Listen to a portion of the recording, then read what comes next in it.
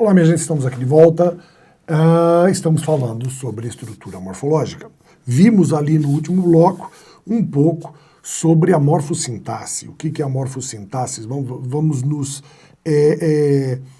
adaptar a esse termo. A morfossintaxe, na verdade, representa a classificação do termo gramatical dentro do contexto. Por quê? Quando eu digo que um jovem é homem ou um homem é jovem, vejam que a mesma palavra pode alterar de função morfológica. Quando eu digo homem é jovem, homem é substantivo, porque é dele que estamos falando, e jovem é característica. Quando eu inverto e digo jovem é homem, o papel morfológico das duas palavras mudaram. Agora, jovem é que é o nosso substantivo, e homem passou a ser adjetivo qualificador. Então, é identificar dentro da função qual é o seu valor. O primeiro elemento que nós vamos trabalhar é, obviamente, o substantivo. Ele é a base, ele é a essência de tudo. E algumas informações são importantes para que a gente tenha foco ao trabalhar com o substantivo. Veja só. Primeira coisa importante, né? O substantivo e toda palavra que o substituir é chamada de nome. Então, o que nós estamos falando aqui? Por exemplo, você tem o substantivo, você tem um pronome. João comprou o carro, não é? Olha só, vamos escrever aqui, ó. João comprou o carro. Ou então, ele comprou o carro.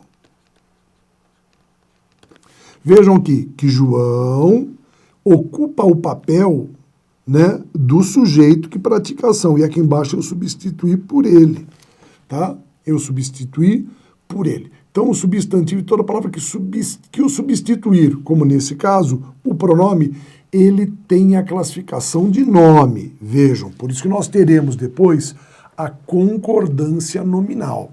São os termos que concordam com aqueles que exercem a função de substantivo. Você vai perceber, como nós falamos aqui, que ele sempre é núcleo. Olha só, o João é o núcleo do sujeito e carro é o quê?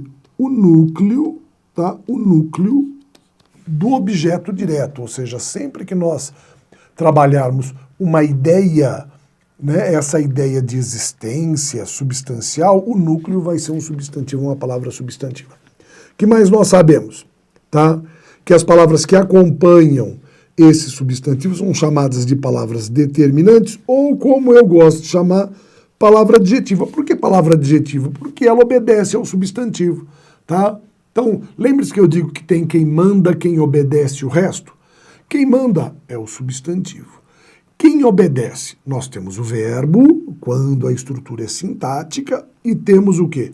O artigo, numeral, pronome ou adjetivo, que são palavras adjetivas que obedecem.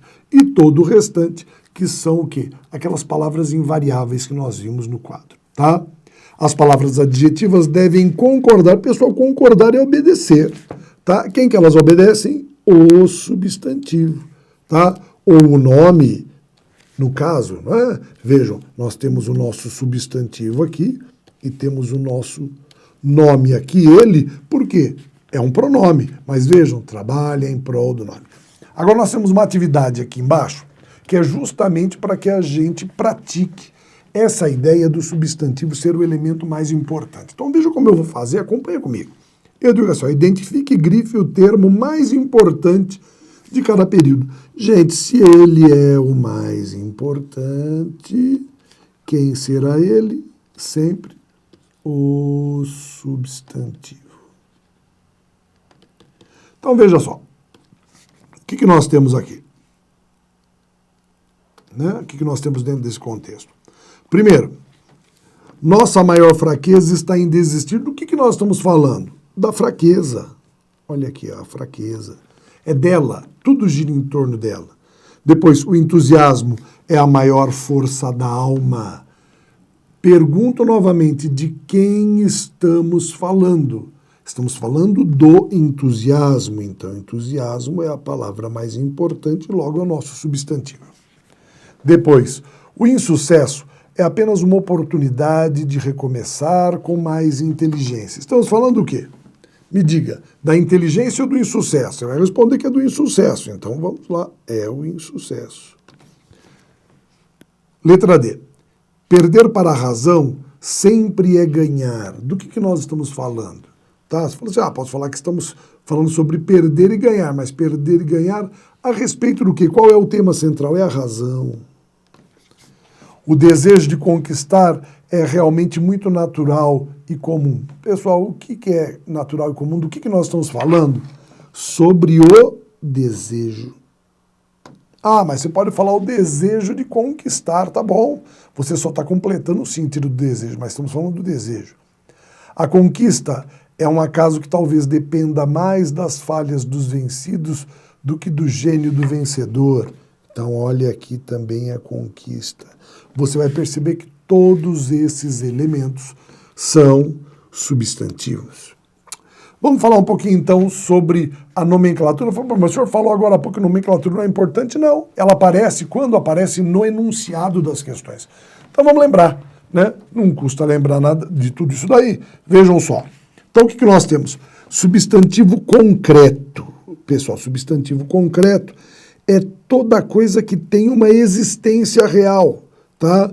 Ou seja, exista, não importa se é na imaginação, não importa se é no mundo dos sonhos, tá? Falou assim, é uma existência independente. Vamos colocar assim, ó. Existência independente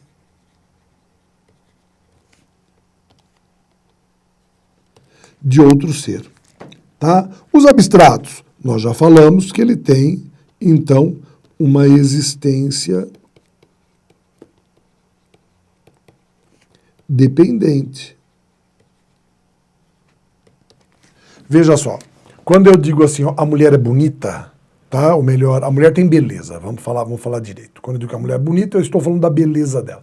Então, aquela mulher tem beleza. Beleza é o quê? É um substantivo. A beleza é deslumbrante, tá? Ela tem beleza, a beleza é deslumbrante, estamos falando da beleza. Eu consigo ver uma beleza deslocado de alguma coisa que eu atribui à beleza? Não, ela não tem forma própria, ela tem uma existência dependente. Então vejam só, a vida, a beleza, a felicidade, o esforço, não são coisas que se perceba desvinculado de outra coisa, né? Eu falo assim, são coisas que fazem parte desse contexto, então elas são importantes. Sempre você observar se existe dependência. Para criança a gente explica diferente, né? Você vai falar assim, pode pegar, não pode pegar? Não é isso daí não.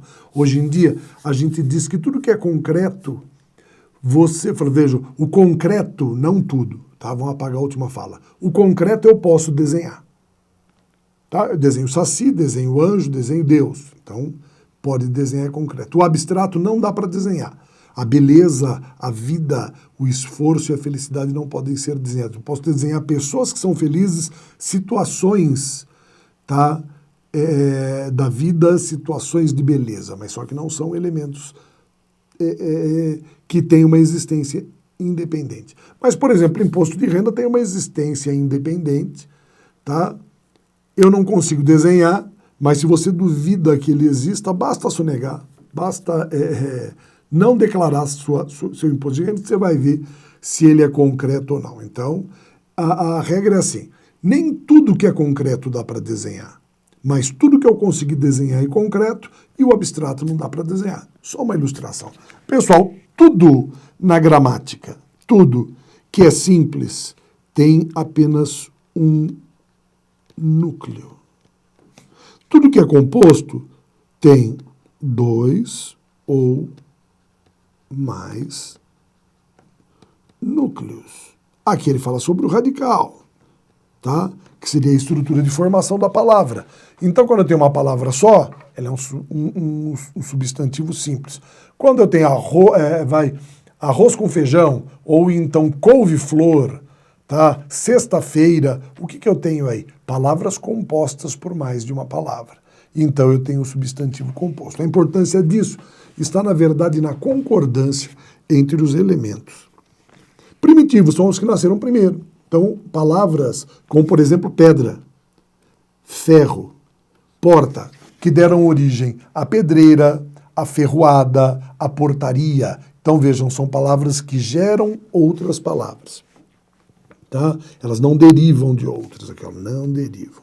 Por sua vez, aquelas que derivam são chamadas derivadas, que é o pedra, pedreira, pedreiro, ferro, ferreiro, porta, portaria.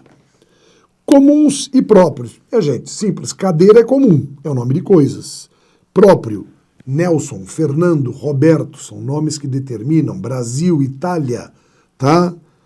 São o quê? São elementos que se referem a seres, pessoas, entidades, todos determinados e sempre escrito com a inicial maiúscula. Vocês podem ver aqui.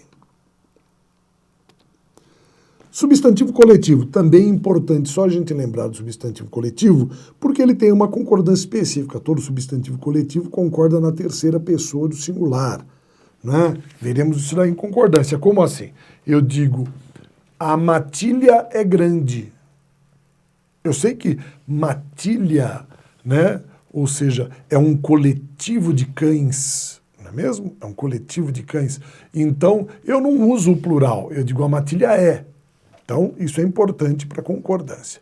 Vejam, exemplo, álbum, que é um coletivo de fotografia, de selos, biblioteca de livros, código de leis. Tá? O que nós sabemos? Flexionam-se em gênero para indicar sexo dos seres vivos. Quanto aos seres inanimados, a classificação é convencional. Tá? Então, por que flexiona? Quando eu digo assim, ó, vai, por exemplo, enxame de abelhas. Então, eu tenho uma flexão para determinar as abelhas, né? Enxame, vai nuvem de gafanhotos. Eu vou estabelecendo esse tipo de relação. Flexão do substantivo. Pessoal, aqui já se torna importante. Nós sabemos também o que é isso. Não vou dizer uma novidade. Pessoal, eu divido em gênero, que é masculino e feminino. Tá? Carro, leão, conceito. Feminino, casa, a cobra, a ideia. Pessoal, a palavra ser feminino ou ser masculina na sua origem não significa que ela obrigatoriamente tem que ter o seu referencial masculino. Tá? Você não tem masculino de cobra, por exemplo. Tá? Cobra é uma palavra feminina. Tá? Você fala, mas professor, eu posso dizer cobra fêmea e posso dizer cobra macha. Você fala, pera um pouquinho, professor, não é cobra macho, não, senhor. Cobra macha. Macha é adjetivo. Eu sei que é estranho ouvir isso, que a gente nunca ouve isso daí, não vê nas gramáticas, mas eu volto a lembrar que para uma criança seria mais estranho ainda. Então é preferível dar alguns conceitos, não que errados. O que eles fazem é simplesmente dizer macho e fêmea dos seguintes animais. Tá? Então, isso que acontece.